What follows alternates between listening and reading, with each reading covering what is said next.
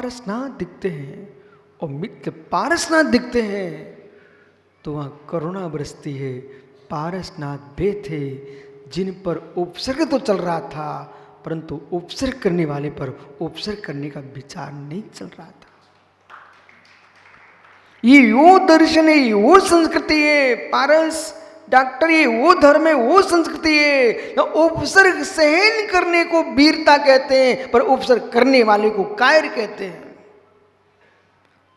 जो संकट सहन कर लेता है वो पारसनाथ बन जाता है, जो संकट देने आता वो कमठ ही कहलाता है।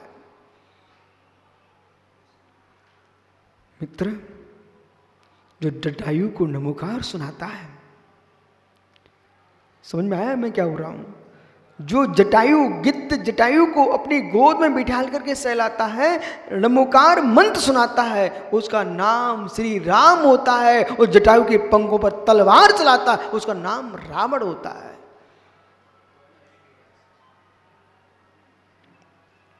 फिर पूजा किसकी हो रही है?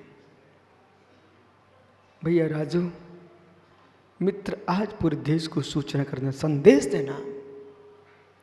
दोनों के नाम के आगे रा था, रा, इसलिए नाम राशि काम में नहीं आता, परिणाम की राशि एक होना चाहिए। राम पर भी रा है और रावण पर भी रा है, इसलिए दोनों तुला है, दोनों तुला पर तुला में कितना अंतर आया। इसलिए ये भ्रम निकाल दो कमल भैया कि ये मेरा ये नाम पे नाम आ जाएगा, इस पे नाम आ जाए तो फलित हो जाएगा। अरे फलित क्या होगा? एक रावण भी रा पर था, राम भी रावण पर था, दुनिया उसका पुतला जला दिया, दशहरा है। और मित्र, और राम को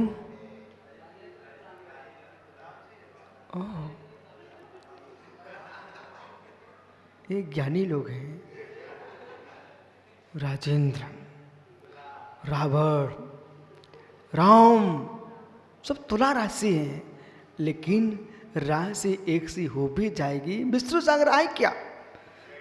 विपिन सागर जी विष्णु सागर आए क्या? विपिन सागर विष्णु सागर आए क्या?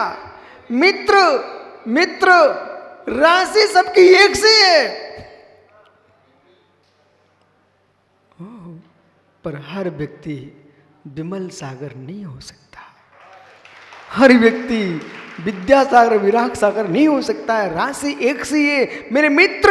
हर जीव का अपना अपना नियोग है, अपना अपना विधि है, अपना अपना विरंश है, अपना अपना भाग्य, अपना अपना दैव है। नकल कितनी ही कर लो, अकल तो चौसम से आएगी। पारस क्यों ताली बजाई बेटा? नकल तो कितनी कर लो, नकल कितनी कर लो, अकल तो चौसम से आएगी। मालूम सचिन क्या हुआ? मैं 5वीं कक्षा की पहले बोर्ड परीक्षा होती थी, हो सकता है ये बोर्ड वाले बैठे हुए यहाँ पर, अभी भी होती क्या? 5वीं कक्षा की मुमुक्षु सिहुनी बोर्ड परीक्षा होती थी, तो मेरा बोर्ड दूसरे गांव में पड़ा, परीक्षा स्थान केंद्र। मैं वहाँ परीक्षा देने गया। जब परीक्षा देने गया, ऐसे स्थान पर सुब्रत साहब परीक्षा देने गया जहाँ पर तुम्हारे गांव में निवास करने वाले, आपके गांव में जो निवास करते हैं, समझ गए ना? डॉक्टर मलखान सिंह के गांव में मैं परीक्षा देने गया था। जो खूंखार प्रसिद्ध अभी जी रहे ना, आजकल मालूम वो सुब्रत सागर गांव में रहते हैं। तो मैं वहां पर परीक्षा देने गया। जब सारे बच्चे इकट्ठे हो गए, सुबह 4 बजे से चलना प्रारंभ किया। अब डर क्या लग रहा था? मलखान सिंह, लेकिन डाकुओं के क्षेत्र में वो बियावान बिहड़ में पहले ऊपर चढ़ो, फिर नीचे उतरो, फिर नीचे उतरो, फिर ऊपर चढ़ो, ऐसे में पहुंचा। एक बहुत बड़ा स्कूल था, जंगल में स्कूल। उस गांव का नाम था बिलाव। तो बिलाव में जाकर के हमने परीक्षा देने गया। उसका नाम, गांव का नाम है बिलाव। और उस बिलाव के अंदर थोड़े और जंगल में चले जाओ, गांव बहुत बड़ा है। तो एक नदी है, वहाँ कहते कि राम जब वनवास के समय निकले थे तो यहाँ से निकल करके इस नदी के तट पर कई दिन तक निवास किया उस गांव में। अब सारे बच्चे परीक्षा देने बैठ गए। इतनी निकल चल रही थी, इतनी निकल चल रही थी, सुनना ध्यान से, इतनी निकल, क्यों जंगल में था ना, वहां कौन देखने वाला है। और जो कोई पहुंच भी जाए तो वो भी विचार करके ही पहुंचता, भैया देखने पहुंच जाओ लेकिन करना कुछ नहीं है।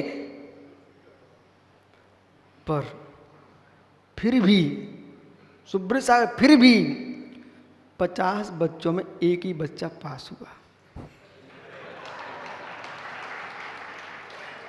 और ब्रह्मांड में, विश्व में एक आश्चर्य करने वाला महान ग्रंथ, राजू नाम लिख लेना जरूर, नाम जरूर लिख लेना ग्रंथ का, जिसका नाम है श्री भूवलय। श्री भूवलय नाम का ग्रंथ आज विश्व का चमत्कार बना हुआ है, जिस ग्रंथ में मात्र अंकी अंके और अंकों से भरा ग्रंथ आचार्य कुमुदेंदु स्वामी ने लिखा है, महान दिगंबराचार्य, जिसके ऊपर आपके भारत की मुख्य जो ग्रंथालय है आचार्य देशवंत भूषण महाराज ने वहाँ से निकल पाया, वहाँ को सौंपा था। और आज इंदौर हो, दिल्ली हो और कर्नाटक में महावीर जो श्रृंगेरी मठ है, कर्नाटक में वैदिक श्रृंगेरी मठ पर जो शंकराचार्य वहां रह रहे, ये वो श्रृंगेरी मठ दिगंबर जैन मठ था। उस मठ में आज की तारीख में श्री भूवलय पर काम चल रहा है। तो मतलब ऐसा ग्रंथ जिसमें वेदों की ऋचाएं निकलती हैं, जिस जिनवाणी के सूत्र निकलते हैं, जिसमें आयतें निकलती हैं, ऐसा ग्रंथ जिसके अंदर पढ़ना आना चाहिए। लेकिन महान वितरक दिगंबराचार्य अंकों में लिखा है ग्रंथ है, आज पूरे विश्व में चमत्कार करने वाला ग्रंथ है। ऐसे उसके उस ग्रंथ में चार्ट के चार्ट बने हुए हैं, बिल्कुल नक्शे बने हुए हैं, शून्य शून्य शून्य, अक्षर अक्षर अक्षर। यदि दर्शन करना तो मेरे पास है, मैं दर्शन करा सकता हूं आपको, और दर्शन कर ही लेना चाहिए। क्या है? गणितन योग है, गणितन योग। और उज्जैन में जब कुंभ लगा था पिछला, उसमें अवधेशानंद जी के मुख्य गेट पर कोई बैनर टंगा हुआ था, उसमें महान जैन दिगंबराचार्य महावीराचार्य स्वामी की गणित सार ग्रंथ पर बैनर लगा हुआ था। और आपने मंदिर में देखा होगा, एक मुनिराज समाधिस्थ हैं, लेटे हुए हैं, और कुछ मुनिराज उनकी सेवा कर रहे हैं। वो वाला चित्र सुरेश भैया उज्जैन के महाकुंभ में अवधेशानंद जी के मुख्य गेट पर बैनर में टंगा हुआ था। वो इसलिए टंगा हुआ था कि भारत में गणित विद्या को प्रसाद करने वाले कौन कौन योगी हुए हैं, तो उसमें दिगंबराचार्य महावीराचार्य का भी नाम आया। आज जब भी गणित की व्याख्या करेंगे, जब भी खगोल की व्याख्या करेंगे, जब भी ज्योतिष की व्याख्या करेंगे, जब भी शून्य की व्याख्या करेंगे, मित्र आयुर्वेद की व्याख्या करेंगे और व्याकरण शास्त्र की व्याख्या करेंगे, तो दिगंबराचार्य को आगे लाना ही पड़ेगा। यदि इनको हटा दिया, दक्षिण भारत में चाहे तमिल हो, तेलंगाना हो, चाहे कर्नाटक हो, केरल हो, इन संपूर्ण प्रांतों में यदि बीतरागी दिगंबर जैन विद्वान आचार्यों के ग्रंथों को हटा दिया जाए तो दक्षिण भारत साहित्य से शून्य हो जाएगा। क्योंकि पंप रन्न महावीर, पंप रन्न जन्न और बरड़ी भरतेश वैभव के रचयिता, भरतेश वैभव के रचयिता रत्नाकर कवि रत्नाकर। राजू में जा रहा था अभिषेक में गोमटिस, रास्ते में एक स्कूल में मेरा मुकाम हुआ। और उस स्कूल में मैंने क्या देखा, सुबह से एक जुलूस तैयार हो रहा था। कर्नाटक में जुलूस तैयार हो रहा था, तो हम लोग का भक्ति करके बिहार का समय आ गए, बाहर निकले। उसमें देखा पूरी सीनरी बनी हुई थी। हमने देखा ये ट्रक के ट्रक सजे, क्या हो रहा है? कभी रत्नाकर, कभी रन, कभी पंप। मैंने पूछा स्कूल में, भाई ये क्या है? बोले महाराज जी, स्वामी जी, आज कर्नाटक साहित्य की प्रदर्शनी है। उनका अच्छा, तो ये कौन है? वो कवि रत्नाकर हैं। कवि रत्नाकर हैं, हाँ। तब सबको समझ में आ गया कि यदि कन्नड़ साहित्य से जैन विद्वान और कवियों को हटा देंगे तो कन्नड़ में साहित्य नहीं बचेगा। और कुरल काव्य तमिल भाषा में, मूल ग्रंथ तमिल भाषा में, तमिल का भेद कहलाता कुरल काव्य। वो ऐसा ग्रंथ वर्तमान में सर्वाधिक भाषा में कोई निबंधित किया गया ग्रंथ, उसका नाम कुरल काव्य है।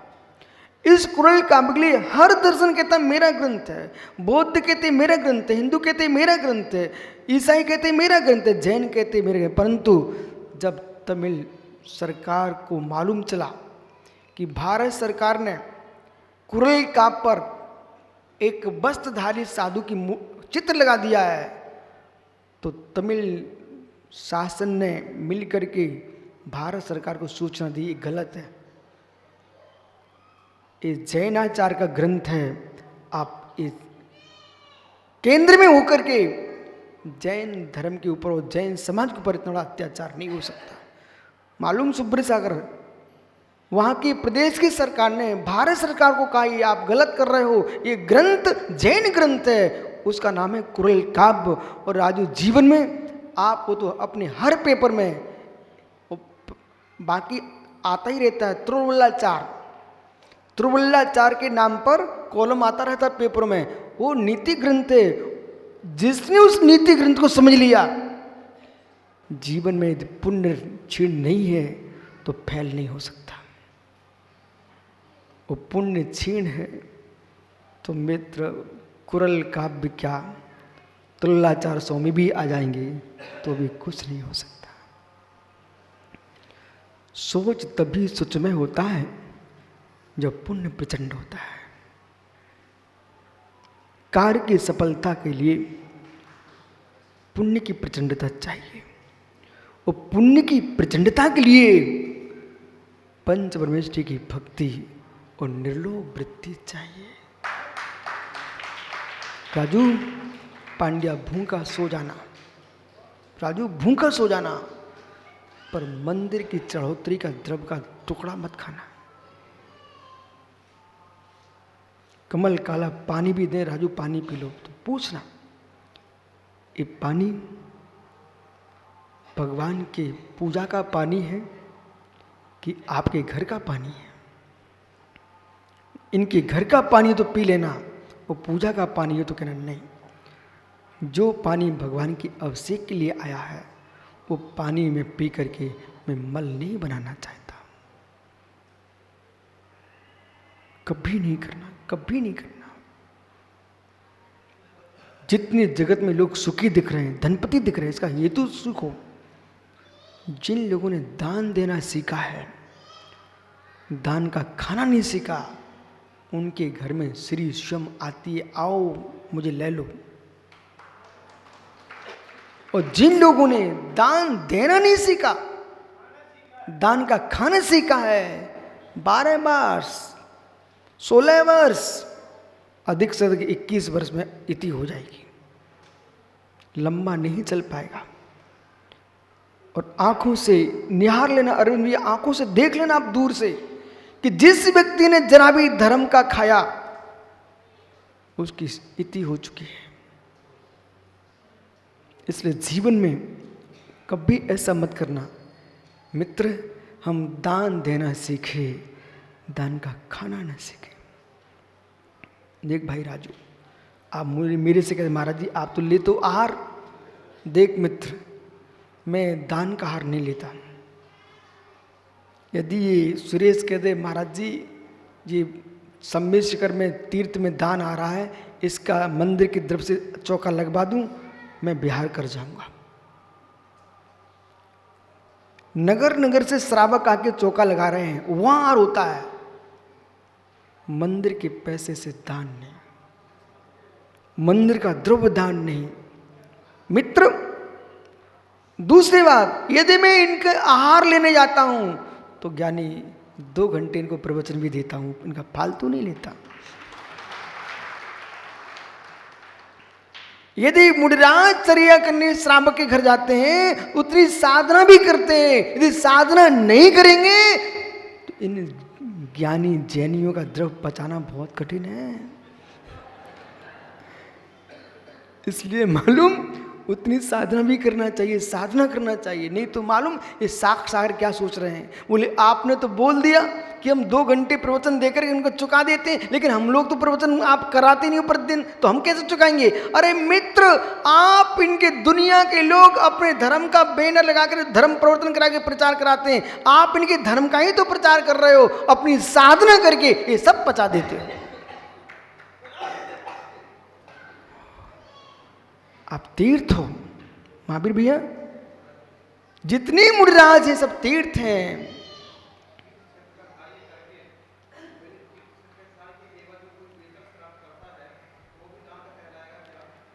हे मित्र, यदि तीर्थ क्षेत्र में काम कर रहे हो तो ईमानदारी से काम करते रहना, और जो हमारे लिए उचित है हम उस पर ही दृष्टि रखेंगे, अनुचित पर दृष्टि नहीं रखेंगे, क्योंकि हम सेवा कर रहे हैं, सेवा का फल पा रहे हैं, उसे निर्माल में मत रखो। हाँ, यदि आपने कहा कि सुरेश ने कहा देवेंद्र भैया ये 50 बोरी सीमेंट मंगाना है, वो आ रही है 1 लाख की, और देवेंद्र ने उसमें बिल लगवा दिया 3 लाख का, फिर तो देवेंद्र तैयारी करो आगे की। अब यदि 1 लाख की सीमेंट आना थी मंदिर के लिए और उस पर बिल लगवा दिया देवेंद्र भैया ने 3 लाख का, तो अब देवेंद्र भैया अपनी तैयारी करें आगे की। मित्र, यदि पंडित जी आप भी मंदिर बनवा रहे हो, इस सीमेंट की बोरियां खाली बची और घर लेके पहुंच गए, तो तुम भी तैयारी कर लेना।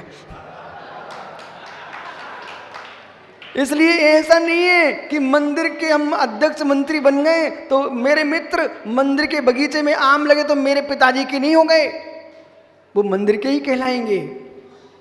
आइए विराजो भैया। ज्ञानी, इसलिए यदि बाजार में तुम्हें जिस द्रव्य जिस पैसे से भाव से तुमको मिलते हैं, उस मंदिर की गोलक में उतने द्रव्य डालो, तो यहाँ का तुम श्रीफल लेना भैया कमल काला।